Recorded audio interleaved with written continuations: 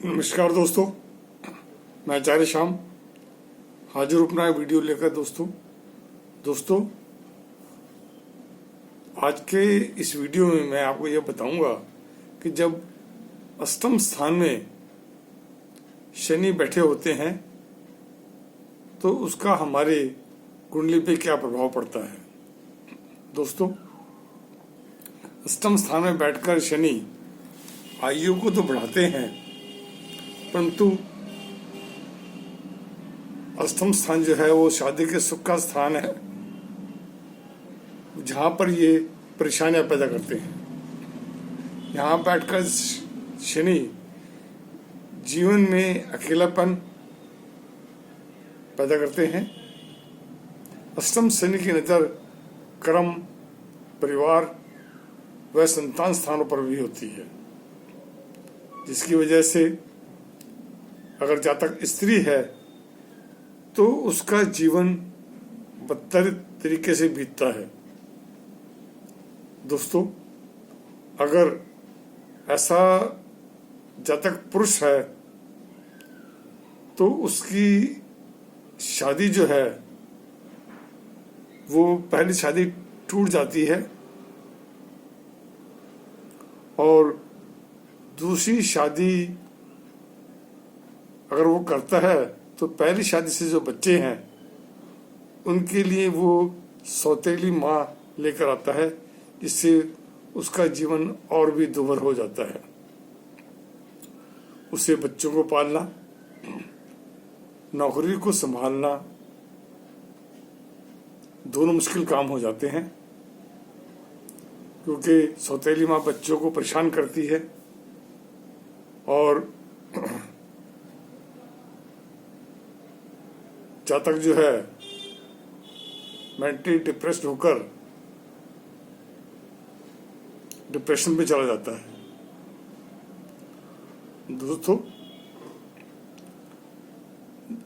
जो अष्टम स्थान है वह जो है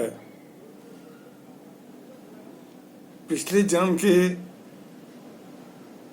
कर्मों का यानी भाग्य स्थान का 12वां भाव भी कहलाता है, क्योंकि 9वां भाव का को अगर हम लगन मान लेते हैं तो अष्टम स्थान जो है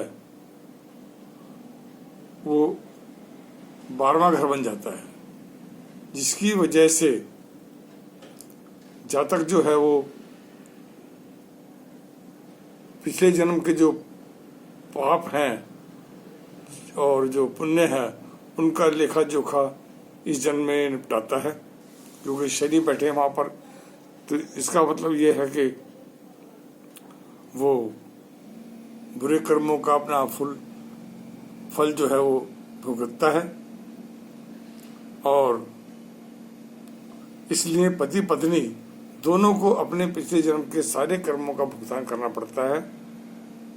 यह स्थान सप्तम स्थान का द्वितीय स्थान भी कहलाता है।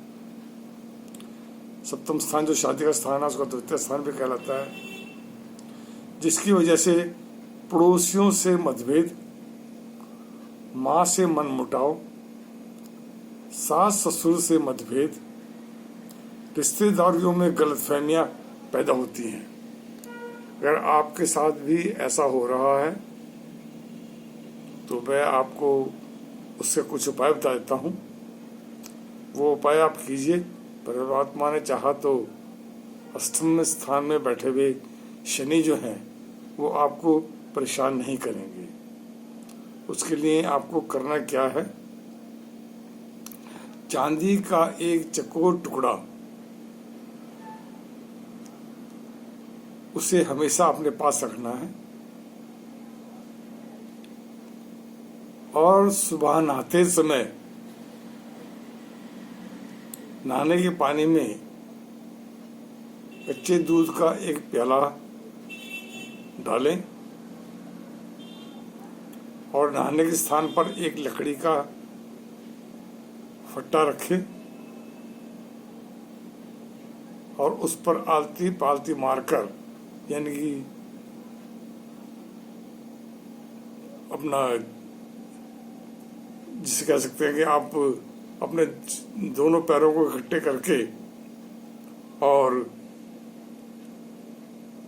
चकोर तरीके से अपने घुटनों को रख के फिर नहाइए। ऐसा करने से आपका जो है शनि जो है वो आपको कष्ट देना, अष्टम स्थान में बैठकर जो कष्ट दे रहा है वो देना बंद कर देगा। चौकड़ी मारकर बैठकर नहाना जो है वो जरूरी है। दोस्तों, आप अगर ऐसा करते हैं तो आप अपने कष्टों से बच सकते हैं। तो दोस्तों, यह था मेरा आज का एक वीडियो जो मैंने अष्टम स्थान में बैठे हुए शनि जो हमारे को कष्ट देते हैं उनके बारे में बताया है। अब मैं आपको आज की एक कुंडली जो देखता हूँ वो कुंडली देख रहा हूँ मैं। ये कुंडली जो है एक लेडी ने भेजी है, अपनी बेटी की कुंडली भेजी है उन्होंने। ये उन्होंने फिरोजपुर से भेजी है और महिला का नाम है गुरजन कौर। उनकी बेटी का जन्म है 19/11/2019 को की दोपहर को 12:30 बजे का। जगह है फिरोजपुर। लड़की जो है काफी समझदार है। उसके 12वें घर में मंगल और बुध की युति है, जिसकी वजह से वो जहाँ ताकत का इस्तेमाल करना होगा वहाँ वो दिमाग का इस्तेमाल करेगी, और जहाँ दिमाग का इस्तेमाल करना होगा वहाँ वो ताकत का इस्तेमाल करेगी। इसके लिए मैं कुछ उपाय बताता हूँ, मगर उससे पहले ये है कि ये जो कन्या है ये गंडमूल में पैदा हुई है। इसके गंडमूल की पहले पूजा करवाइए और इस पर काल्प सर्प दोष भी बना हुआ है, काल्प सर्प दोष की पूजा भी करिए। ऐसा करने के बाद में फिर वो जो कन्या है उसके बुध और मंगल का उपाय कीजिए। घर में राहु से संबंधित कोई भी चीज जैसे ढोलक, तबला,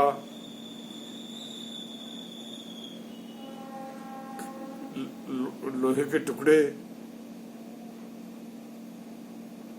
और